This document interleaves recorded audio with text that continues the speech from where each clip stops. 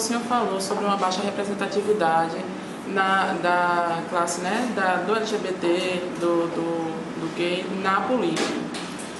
Uma pergunta que eu tenho, nós temos aqui na Paraíba uma representatividade ainda, mas só que eu vejo que ela é bem direcionada ao feminino.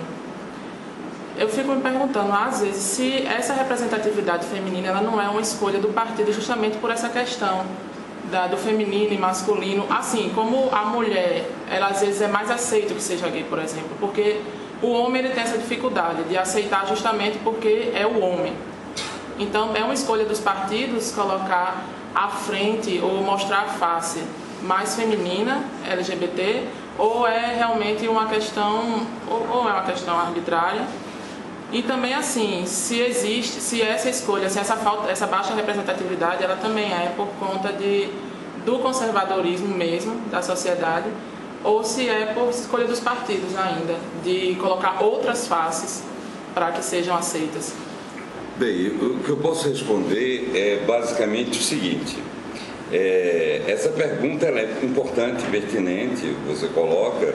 Agora ela também me coloca uma saia justa. Eu não quero tirar ninguém do armário. Eu acho que a decisão de sair do armário deve ser de cada um. Que eu saiba, não há nenhum político na Paraíba assumidamente gay. Então, isso é um problema, certo? Entre ouvir, saber e tal. E eu estou falando sério, eu sou daqueles que defendem o movimento que a gente não deve tirar ninguém do armário, obrigado. Sabe? Acho que as pessoas, inclusive, é parte dessa autoconsciência, as pessoas saberem o momento qual precisam e podem e querem assumir aquilo que sentem, seja o que for nesse sentido, né? Sem problema. Então, esse é um problema. Agora, a pauta termina sendo por causa disso. Tem várias coisas. É uma questão histórica, efetiva, mas passa, de fato, pelo traço conservador, de fato.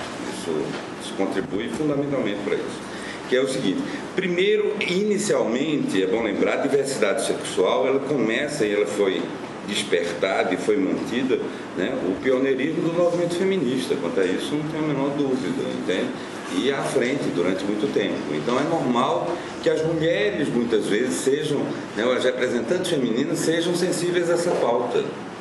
Estou falando socialmente. Então, né, eu falei, só existe, por exemplo, eu não vou pegar o caso da Paraíba, mas se eu pegar, por exemplo, o caso do Congresso Nacional, a Érica Cocai, por exemplo, é uma pessoa extremamente sensível à pauta LGBT.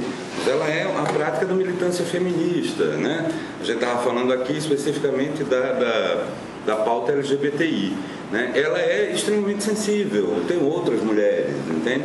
Então, de fato, o movimento feminista, e isso permite, então, muitas vezes, né, é mais uma expressão do movimento e da representatividade nos locais do que efetivamente uma escolha, por exemplo, né? Claro, porque os partidos também reproduzem, os partidos são parte da sociedade, eles tendem a reproduzir todos os nossos vícios, todas as nossas benesses também, né? As nossas virtudes, mas também nossos defeitos, né? Então, de fato, você tem isso. É bom lembrar que a gente está falando da LGBT, mas antes até de falar disso, chamar isso. Eu estou dizendo que é por isso que boa parte da representação é feminina, tem a ver com essa discussão de uma maior inserção e de uma tradição mais, né, digamos assim, do movimento feminista.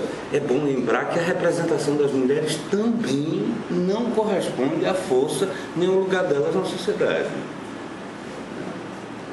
Então, isso também se reflete nos partidos. Então, você tem lá a representação, a maior parte da população brasileira é de mulheres. No entanto, quando você vai para a representação política, isso, né, é absolutamente o inverso. Você chega em certos lugares, ou no atual governo, por exemplo, que você não tem nenhuma mulher, né? Como ministra, por exemplo. Tem uma secretária lá, que eu não vou entrar no debate, não, mas, né? Tá certo? E de fato, no entanto, tem uma sociedade em que a maioria, pelo menos declaradamente, assumidamente, nasceu fêmea. Né? Correto? No entanto, essa representação não vai acontecer na política. como não vai acontecer em vários espaços, entende? Então tem muito mais a ver, eu diria que é uma expressão do conservadorismo de fato, que inclusive perpassa os partidos, alguns mais que outros, claro. Alguns partidos são mais sensíveis à pauta, outros são menos sensíveis, alguns são contrários inclusive à pauta, né? Isso daí de fato, tá? Mas é muito uma expressão do conservadorismo social mesmo, mais do que qualquer outra coisa.